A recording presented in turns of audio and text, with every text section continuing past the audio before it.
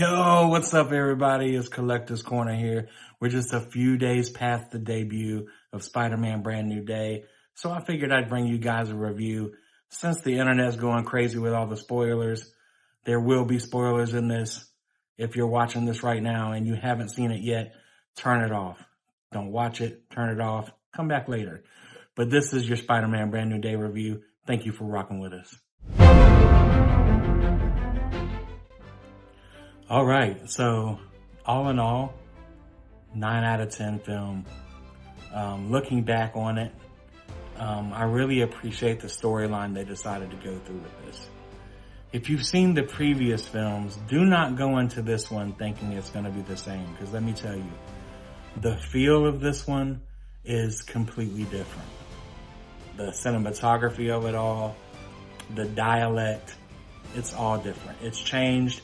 Go into this movie with zero expectations. My favorite parts of this film really are the cinematography parts. And also the emotional attachment that you have to these characters through all this time. When we first met Peter Parker, he was a 15-year-old teenager in high school, you know. Now he's grown. He's supposed to be in college with his friends and doing normal things. But as we know, that didn't happen. In No Way Home, Doctor Strange had to cast a spell. No one remembers who Peter is. He loses everything, everybody. But that doesn't stop him. It's good to see that he continued being Spider-Man. One thing I want to touch on, I'm not going to go into full depth in this review because I want you guys to go see it. But like I said, there will be spoilers. And big part of the spoilers are the cameos in the movie.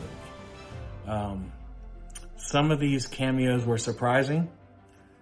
Some of these were expected because, you know, nerds are gonna nerd. You know what I mean? Nerds are gonna find out things and come up with these crazy theories, and you already kind of expect to see certain things. The trailers gave us a glimpse of Hulk. We knew Hulk was gonna be in it, Mark Ruffalo. But the cameos, I'm gonna go over some of the cameos and without giving too much of the movie away, go into what role they played in this film and why I liked it so much. So the first one, of course, is the showstopper. Give this guy a movie, MCU. Kevin Feige, give this guy a movie. Jon Bernthal, Punisher, is the best portrayal of Frank Castle that we'll ever get, that we've ever gotten. And I'm high on some of I love the Thomas Jane Punisher, okay? But Jon gives this character so much, the New York side of it, the rough and rugged, the pain, like he carries it well, and he's able to transition that onto the screen. So one of the first cameos we get in the movie is Punisher. It's fast. It comes at you quick. And he, to me, stole the show. He, more than Spider-Man, because it's a Spider-Man movie, I feel like Punisher was the main attraction for me. Like I said, give him a movie. We need a standalone Punisher movie ASAP. But moving along. So we got Punisher. You also get a few scenes with, surprisingly, Yelena, the new Black Widow, as they call her from the new Avengers, Thunderbolts. You have an awesome scene between her and Spider-Man in a spa. And she plays an integral role on giving Spider-Man intel. So it was awesome to see her in it. Of course, we got Incredible Hulk, Bruce Banner, both are in the movie. They play a decent sized role in really the action scenes. Awesome action scenes. I'm gonna get into that in a second. I want to finish the cameos first though. We got, I'm not sure who plays them. I'm gonna have to do some research, but we got a portrayal of Tombstone. If you follow the Spider-Man animated series, you'll be familiar with Tombstone. But you see him very briefly in the film. Scorpion is back from the first couple movies. He plays a decent sized role in this film also. Dang, who else did we get in this? Of course, Sadie Sink. I'm gonna go ahead and say it. I hope you're not watching and haven't seen this yet, but she plays Jean Grey, and I've never seen Jean Grey be portrayed so like maliciously before. Like, she's very angry and very mean. But she does it well. Sadie played it very well. This part of the movie kind of threw me for a loop. Being a comic nerd and someone who grew up watching X-Men animated and Spider-Man animated, never have I heard of or remember Spider-Man and Jean Grey ever really crossing paths. So that part, which is really the gist of the whole movie, kind of threw me, and it kind of leaves me. Okay, so here I am with it. I went into this hoping to get answers from a lot of questions from previous films, and in true Marvel fashion, I walked out with more questions than answers. I love that because you keep the ball rolling. You know what I'm saying? It's business tactics 101. You give them a little bit, you make them want more. Marvel's great at it. But this one was such a big, like, shock to me that I really don't know where they're going with it. The whole Jean Grey being introduced into the MCU, but in a Spider-Man film and not an X-Men film, is a little weird to me, a little strange. I respect it. It played out well on the screen. It did the storyline justice. But I'm interested to see where they go with that. The tie-in between the two, because obviously it's not over with, right? I mean, like I said, the ball keeps rolling. We have Doomsday right around the corner, then Secret Wars right after that. So I'm hoping this is all going to connect.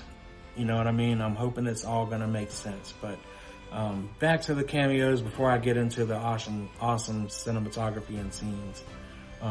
You have appearances from The Hand, from the Daredevil series. If you know who the Hand are, they are the assassin ninjas who are basically out to kill Daredevil the whole time. But in this film, they have been tamed, and they work for the Department of Damage Control, which is kind of like a government-ran institution where they try to capture certain things. Damage control. It kind of speaks for itself. Goes without saying, of course, we got Ned, MJ.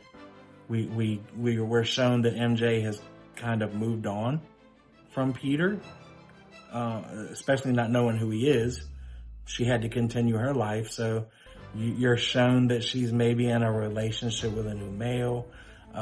That person didn't play any role other than just being a figure there that you see MJ interact with as a boyfriend type figure. So no name was given on that. It's just, MJ's moved on. She's doing her thing. So I think as far as cameos, that's pretty much it. I want to get into the action sequences, the cinematography of this film. It's so different than what we've got before, which what we got before was great. I mean, Marvel nails it every time. They don't miss. Even with their less popular films, the cinematography is always 100%, right? So they really went in the bag on this one. The web slinging shots, the Spider-Man jumping off the buildings, the fight scenes, everything was kind of amped up for this film. I think most people that you talk to about this movie, or most reviews that you watch, are going to tell you the same thing. The cinematography, the shots of the city, how they've moved the camera angles and caught certain things as Spider-Man's flying through, the sound, just everything as a whole. I mean, it's top notch. You can't beat it. They couldn't have nailed it any better than what they did. So that alone made the film worth it to me, to be able to see how they were able to pull from different things like Shout out to Shartimus Prime. He's a creator on YouTube. I watch him a lot. He's a great host, and he knows his shit. But he did his review and he nailed it perfectly. He said a lot of it looks like it's pulled from the Spider-Man video games. And as I was watching this movie, certain scenes of him flying through the city, Spider-Man type shit, it looks exactly like something you would see in the video game. So I can see why he said that. Perfect analogy. But yeah, the action sequences, the flight sequences, everything is perfect, top notch, worth it to go see that. Make sure you go and indulge in how beautiful the scenery is and not just focus so much on the storyline. So like I said, I was going to talk about the film, give my review, but not go into too much depth to where I am spoiling a lot.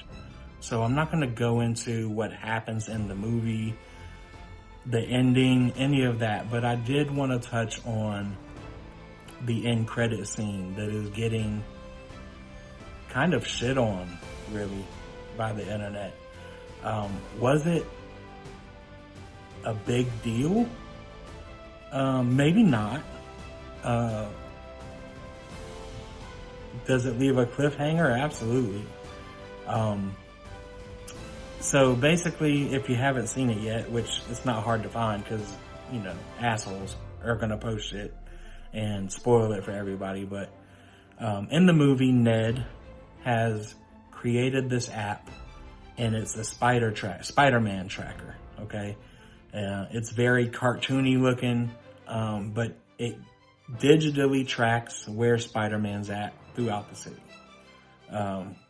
So the end credit scene, which, by the way, there's one end credit scene, no mid credit scene, just one end credit scene.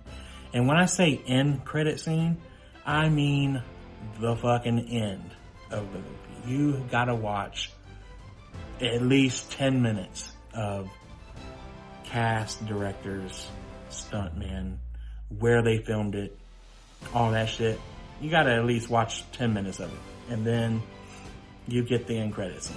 And it's basically a still shot of the vision of the tracker. And it's clearly trying to pinpoint where Spider-Man's at. And you hear a voice in the tracker, kind of saying, not known. They can't find Spider-Man on the tracker. Well, they pan on the screen, it pans out, and it goes from searching to New York City to searching New York to searching the United States. And then it shows the whole globe, and it still isn't tracking Spider-Man. Well, as it pans out further, you can see it goes kind of into space and then into deep space. And then once it gets to the deep space part, ping, you get Spider-Man. So what's it all mean, Basil? No one really knows.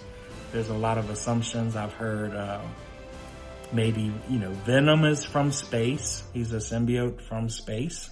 So could it be a Venom tie? Do we finally get to see a Venom tie-in? Is it Doom? We got Doomsday around the corner.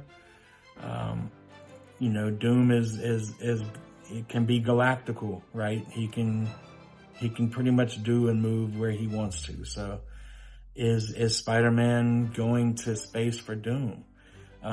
My theory is it is tied into Doomsday, but I think it's more so tied into Secret Wars.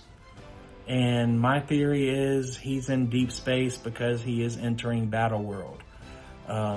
If you don't know what Battleworld is in the Secret Wars saga, look it up. I'm not going to go into detail on that because I'm not sure how they're going to portray it. But I do believe this is showing that the next time we get Spider-Man will be in Secret Wars, possibly Doomsday. But yeah, I think he's going to Battleworld, and this is going to set up for definitely the biggest Marvel character sequence that we'll probably ever get. So I really want you guys to enjoy the moment with this Marvel stuff. okay?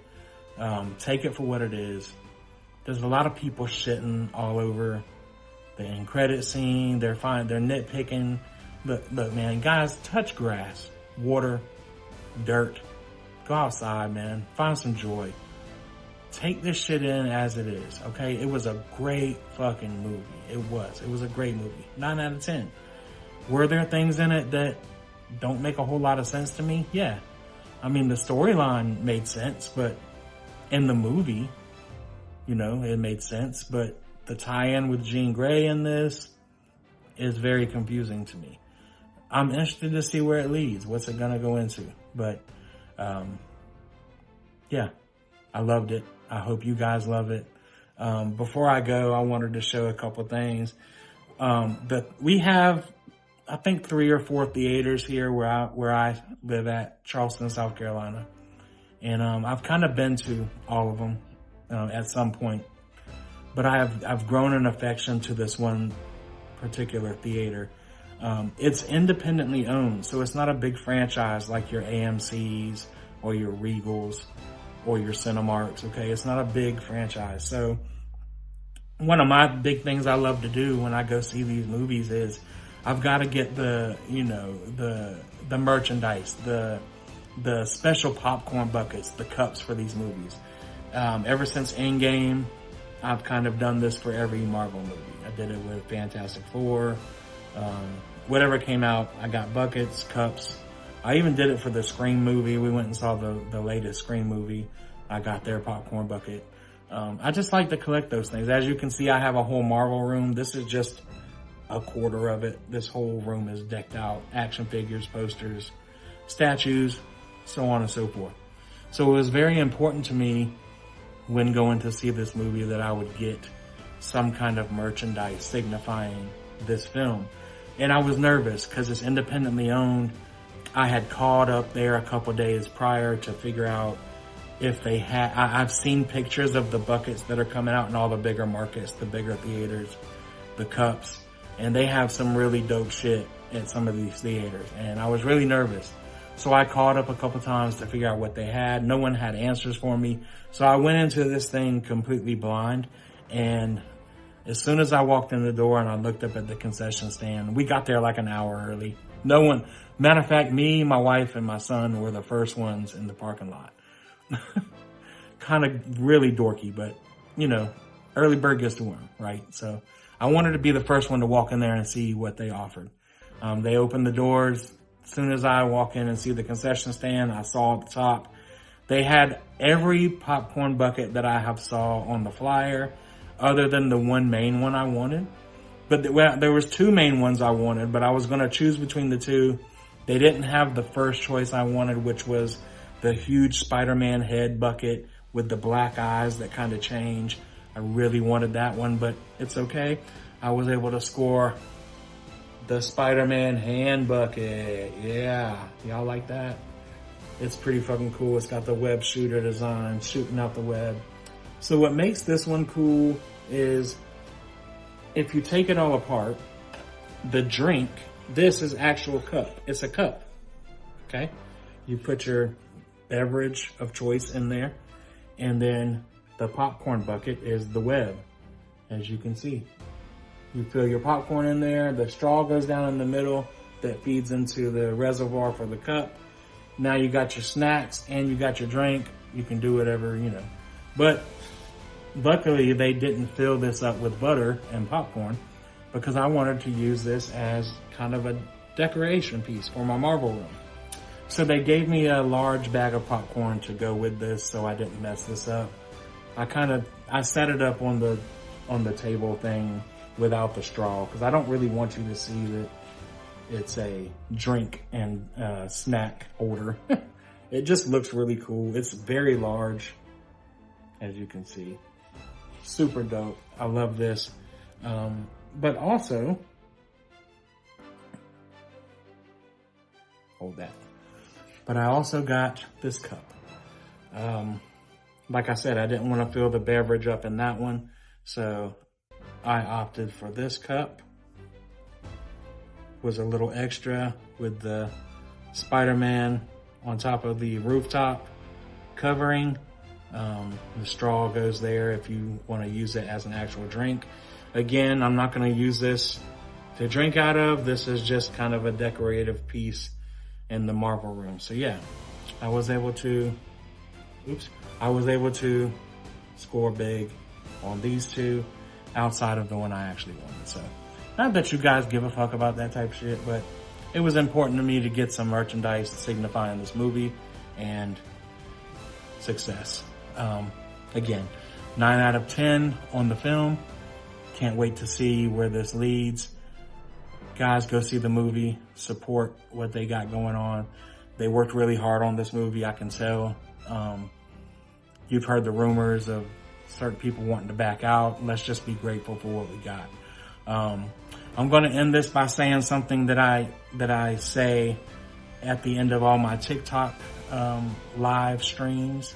Appreciate today because tomorrow is never promised. And the reason I say that is my nephew, who is 14 years old, took his life to suicide a few years ago. And he was a huge Spider-Man fan. So